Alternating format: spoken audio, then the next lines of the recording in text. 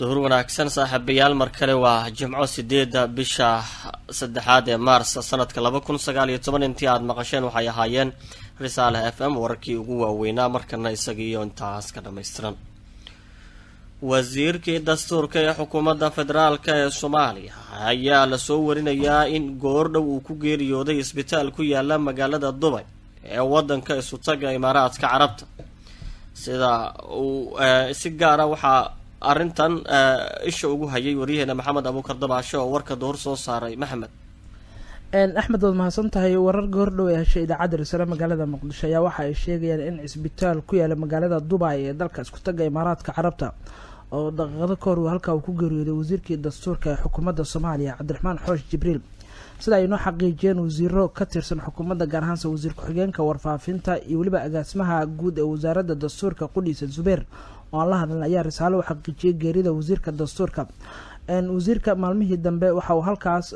ku xanuunsanayay isbitaal ku yaala Dubai ee lagu daaweynayay hase yeeshee xanuun maalmihii dambe la xanuunsanayay ayaa ugu dambeyn maanta uu ku geeriyooday sida ay xaqiijiyeen mas'uuliyiinta dowladda. saraakiil sare ka tirsan dowladda Qudhood ay ka tacsiyeen Axmed Cabdiraxmaan Xoosh Jibriil. haddii aan dib u eegno waxa uu xilal kala duwan uu ka soo qabtay dowladihii ugu dambeeyay dalka. inta badan xilalka uu soo qabtay waxaa qayb ka arrimaha dastuurka oo dowladihii ugu dambeeyay uu soo noqday wasiirkii dastuurka xukuumadda Soomaaliya. haddana uu ahaa wasiirka dastuurka oo ku howlnaa qorshaha la xiriira dib u eegista arrimaha dastuurka ee dowladda federaalka Soomaaliya ay waday oo la doonayay in dastuurka dalka dib u eegis lagu sameeyo dhamaadka ama sanadka 2020. marka dowladda Soomaaliya iyo waliba mas'uuliyiin ka tirsan dowladda dhamaantood ay ka tacsiyeen geerida ku timid wasiirka. waxaana la sheegay in wasiirka toddobaadkii ugu dambeysay in xanuun uu xanuunsanaa uuna yaalay isbitaal ku yaala Dubai. ugu dambeyntiina xanuunka inkastoo saraakiisha dowladda Qudhood iyo wasiirada la hadlaan aan aysan noo sheegin faahfaahin badan aysan ka bixin xaaladiisa maalmihii ugu dambeeyay waliba xanuunka uu la xanuunsanay sidoo ahaa, laakiin waxay xaqiijiyeen oo kaliya in wasiirku halkaas uu ku geeriyooday. waa mahadsantahay Maxamed. dhinaca kalena magaalada Boosaaso ayaa nin hubaysan waxa uu ku dhex dilay masjid ku yaala magaaladaasi. nabadoon caan ka ahaa deegaanada dowlad goboleedka Puntland. wariyaal ku sugan Boosaaso waxa ay soo sheegayaan in nin bastoolad ku hubaysnaa uu galay gudaha masjidka Mubaarak oo ku yaala xaafadda laanta hawada ee magaalada Boosaaso ee gobolkaasi Bari, isla markaana uu dhowr xabadood ku dhuftay Suldaan Bashiir Muuse Konte oo ka mid ahaa ismada dhaqanka ee Puntland. rasaastii lagu furay ayaa la sheegay in markii hore uu ka soo gaaray dhaawac culus, ha yeeshee uu u geeriyooday dhaawacii ka soo gaaray isagoo loo qaaday mid ka mid ah isbitaalada ku yaala Boosaaso. dilka kadib ayaa sidoo kale waxaa la sheegay in goobta laga maqlay bam nooca gacanta laga tuura ah, iyadoo waa inkastoo aanan la soo sheegin khasaaro ka dhashay bamkaasi. wararka ayaana sheegaya in sidoo kale qofkii dilka geystay uu gebi ahaanba goobta uu ka baxsaday. ciidamo ka tirsan kuwa ammaanka ee Puntland ayaa durbadiiba gaaray goobta, inkastoo aysan ku guuleysan in gacanta ay ku soo dhigaan dilka dadkii ka dambeeyay. dowladaha Turkiga iyo Soomaaliya ayaa ka wada hadlaya shir ka dhacaya dalkaasi Turkiga oo looga hadli doono arrimaha shidaalka Soomaaliya. Cabduqaadir Jakarta ayaa faahfaahinaya. dhowaan ayaa waxaa la filayaa in dalka Turkiga lagu qabto wajiga labaad ee sahminta soo bandhigista sahmintii dhulka shidaalka Soomaaliya laga sameeyay iyona shirkaankii ka horeeyay uu ka dhacay magaalada London ee dalkaasi Britain. wasiirka wasaaradda batroolka iyo macdanta Soomaaliya Cabdirashiid Maxamed Axmed ayaa waxa uu shaaca ka qaaday in shirkaas dhawaan ka furmaya dalka Turkiga oo kala hadlay dhigiisa dalka isla markaana ay isku afgarteen in kaalin weyn dowladda Turkiga oo saaxiib dhow ah dowladda federaalka Soomaaliya ay ka qaadato. waxa uu sheegay in shirkaas guud ahaan lagu soo bandhigayo wajiga labaad ee sahminta laga sameeyay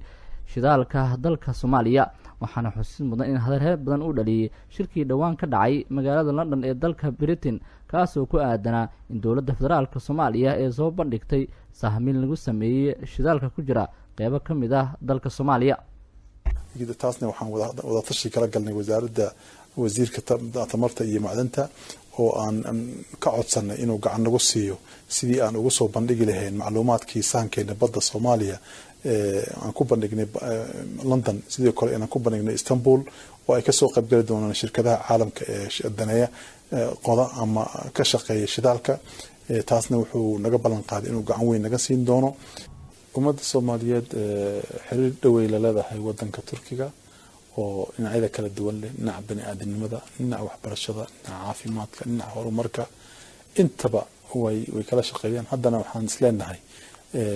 waxay danaynta ay danaynayaan dhinaca horumarinta macdanta iyo gaaska dabiiciga waxaan isleenahay in howlo badan iyo shaqo abuur ay ka soo bixi doonto si kastaba shirkii looga hadlayay arrimaha shidaalka ee dhawaan ka dhacay magaalada London ayaa waxa uu noqday mid markaasi xiisad siyaasadeed dalka ka abuuray kadib markii siyaasiyiin fara badan gaar ahaan kuwa mucaaradka dowladda Soomaaliya ay sheegeen in shirkaas lagu xaraashayo qayb ka mid ah ama xirmooyin ka mid ah shidaalka Soomaaliya hay'adda dowladda federaalka Soomaaliya gaar ahaan wasiirka batroolka uu sheegay warkaas waxba ka jirin isla markaana Soomaaliya oo kaliya ay soo bandhigayso sahmintii laga sameeyay waxaana shirka ka furmaya dalka Turkiga la filayo inay ka qayb galaan shirkado caalami ah iyo ganacsato iyo dad daneynaya inay shidaal ka qataan dalka Soomaaliya magaalada Kismaayo ee gobolka Jubbada Hoose waxaa lagu soo gabagabeeyay tababar la siinayay saraakiil xigeenada booliiska maamulada dalka qaarkood saraakiisha tababarkan loo soo gabagabeeyay ayaa waxa ay ka kala socdeen dowlad goboleedyada Hirshabelle Galmudug iyo Jubbaland waxaana uu ujeedkiisa uu ahaa isdhexgalka ciidamada booliiska dowlad goboleedyada gaar ahaan wada shaqaynta iyo sidii loo sugi lahaa ammaanka tababarkan ayaa waxa uu socday muddo 10 cisho waxaana saraakiisha inta uu socday la baray noocyada hoggaanka wanaagsan kormeerka iyo isla xisaabtanka shaqada sidoo kalena u adeegida bulshada iyo cadaaladda ayaa qayb ka ahaa waxyaabihii la baray saraakiisha agaasimaha wasaaradda amniga ee xukuumadda federaalka ee Soomaaliya Axmed Cali oo ka hadlay goobta ayaa sheegay in ujeedada tababarkan uu ahaa sidii kor loogu qaadi lahaa wada shaqaynta bulshada iyo booliiska tababarkani wuxuu ku saabsanaay sida booliiska Soomaaliyeed tayadiisa iyo aqoontiisa kor loogu qaadi lahaa 40 qof oo ka soo qayb gashay shirkan booliiska tababarkaana waa 40 ku heshay nasiib inay tababarkan qaataan kana faa'iideystaan mustaqbalkan uga faa'iideeyaan booliiska kale iyo gobolada ay ka yimideen ayagoo wax ay barteen ayna ahayn wax ku siman wax ayaga naftooda ay tahay wax looga joogo inay mustaqbalka u gudbiyaan dadka ka dambeeyo tababarkani waxaan aaminsanahay in uu ku dhamaan muddadii loogu talagalay sabab jirta awgeed waxa maanta ku barateen wax lagu baran karo 10 bari maahan haddaadan muujinna dadaal iyo isxilqaan tababarkan wuxuu u baahnaa in muddo dheer bil 2 bil 3 bil lagu qaato maahan wax basic ah oo ah in la baro qofka sida uu go'dala waajibkiisa ee waxa weeye in la baraa waxa waajibka lagu leeyahay isagana uu sii baraa saraakiisha tababarkan loo soo gabagabeeyay ee ka kala socday maamulada Jubbaland Hirshabelle iyo Galmudug ayaa la guddoonsiiyay shahaado sharaf kulanka kadib iyadoona la siiyay dardaaran ku aadan in ay xiriir fiican la yeeshaan shacabka ku dhaqan goobaha ay ka howlgalayaan wasiiradii hore ee maamulka Hirshabelle ayaa dacwad ka dhan ah madaxda maamulkaasi waxa ay u gudbiyeen maxkamad sida warkaan uu ku faahfaahinayo Maxamed Abuukar Dabaashe qaar ka mid ah wasiiradii hore ee xilalka laga qaaday maamulka Hirshabelle ayaa dacwad ka dhan ah madaxda sare ee maamulka Hirshabelle gudbiyay xubnahan ayaa tiradoodu waxay gaarayeen 12 wasiir waxayna doonayeen in ay helaan xuquuqdooda mushaariga ah muddadii 15 bilood ee xilalka wasiir ay hayeen wasiirka xanaanada xoolaha ee dhirta iyo daaqa waa wasiirkii hore xanaanada xoolaha dhirta iyo daaqa maamulka Hirshabelle Dr. Xuseen Cismaan Cilmi ayaa risaalo waxa uu sheegay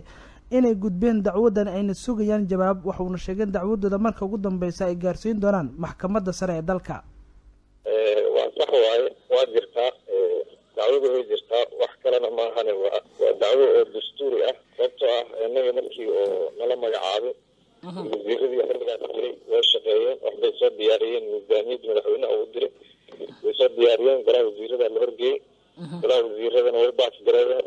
madaxweynaha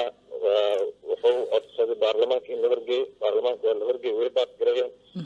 marka miisaaniyad gunooyin iyo running cost iyo wasaaraha lagu wadaayo iyo wixii oo dhan ahay ahayd marka mar walbaba sidii loo dhahayo waa la bixinaa waa la dabiraa sidii loo dhahayo taimka waa dhamaaday wasiirada inta badan deymay galeen oo deymay ku shaqeynayeen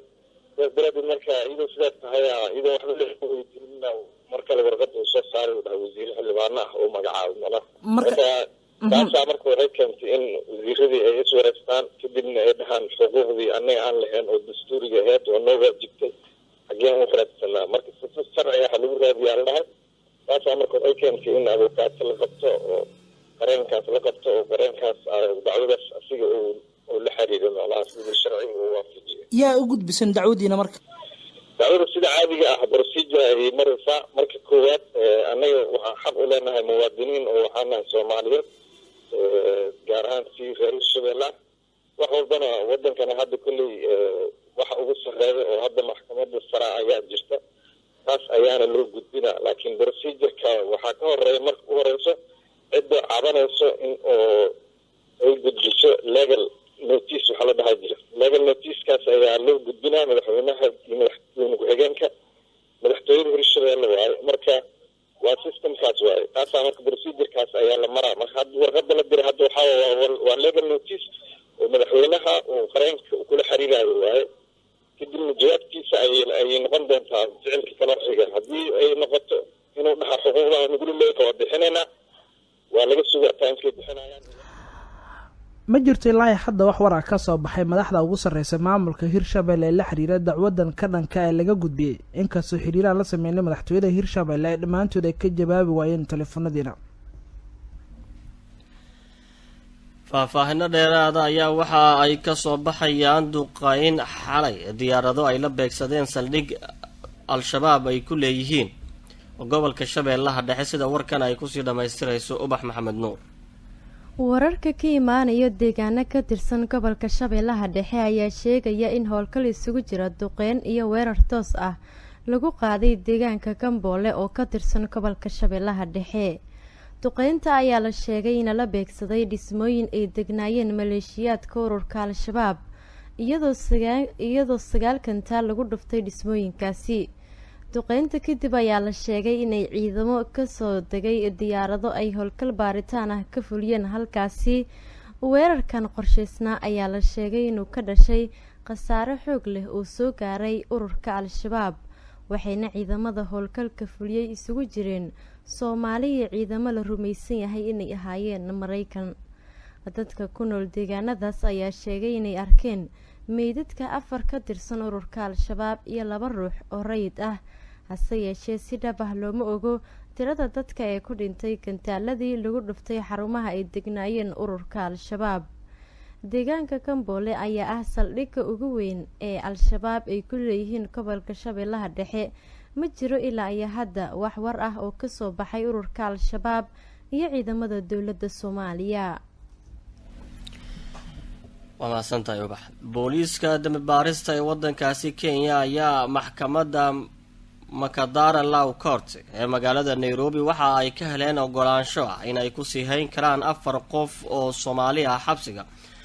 isla markaana lagu tuhunsan yahay dilkii gabar lagu magacaabi jiray Ismahaan Cabdisalaam loo geystay taasoo dabayaaqadii bishii hore lagu dilay guri ku yaala xaafadda Islii ee magaalada Nairobi ee wadankaasi Kenya dadkan eedeysanayaasha ah ee booliiska Kenya baaritaanada dheeraadka ah ku hayaan waxaa ka mid ah haweeney lagu magacaabo Nadiifa Maxamed oo la sheegay in ay eedo u ahayd marxuumadda la dilay sidoo kale 3 eedeysane ee weli gacanta booliiska ku jira waxaa magacyadooda lagu kala sheegay Baxsan Cabdi Salaad Raxma Cabdi Cali iyo Xaawa Ibraahim Salaad dhinaca kale booliiska oo loo soo farmuuqay meedka gabadhaasi ayaa sheegay in ay faragelin ku sameeyeen si aanay loo aasin meydka oo ay gudbiyeen ama ay u gudbiyeen waaxda dambaarista ee booliiska si loogu sameeyo baaritaano dheeraad ah oo ku aadan qaabkii ay u geeriyootay marxuumadaasi. wararku waxa ay sheegayaan in marxuumada jirdil loo geystay ilaa ay u geeriyooto, iyadoona dhaawac culus ay kasoo gaareen qeybo kamid a jirkeeda. warar madax bannaan ayaa waxa ay sheegayaan in gabadha la dilay ay ka timid xeryaha qaxootiga ee Dhadhaab, iyadoona dhanka cunto karinta ka caawin jirtay dadka guriga ku noolaa ee hadda maxkamad sugayaasha ah. halka aad warkaas kala socotaana waa idaacadda Risaale ee Muqdisho. ugu dambeyntiina koox fadhigeedu uu yahay wadankaasi Mareykanka oo xuquuqda aadanaha u dooda ayaa sheegtay in Mareykanka ay dileen kumanaan shacab ah, waa boqolaal shacab ah, intii lagu guda jiray dagaalka uu ku biritaarayo Sacuudiga oo dhan waa duqeyn dhanka cirka ah ka fuliya wadankaasi Yemen, iyadoo dadka kunka gaaraya ee shacabka ah ay ku jiraan 120 caruur ah. sida laga soo wariyay kooxdan waxa ay oo magaceeda la yiraahdo ama loo soo gaabiyo UNHR, waxa ay sheegeen in 203 qofood ay ku dhinteen duqeyn dhanka cirka ah oo Sacuudiga uu geystay, sidoo kalena ay ku dhaawacmeen 749 ruux oo ay ku jiraan ugu yaraan 122 caruur ah iyo 56 haween ah. waxaana uu sheegay ama ay sheegeen kooxdan in loo baahan yahay Mareykanka in uu feejignaan dheeraad ah ka galo caawimaada uu siiyo wadankaasi Sacuudiga ee dagaalka kula jira xuutiyiinta wadankaasi Yemen ka dagaalama. baaritaanada ay sameysay kooxdan UNHR ee Yemen iyo koox kale oo Yemen arrimaha xuquuqda aadanaha qaabilsan ayaa waxa ay sheegeen laga soo bilaabo Abril 2015 ilaa Abril 2018 qiimeynta ay sameeyeen ay dhigayso in 27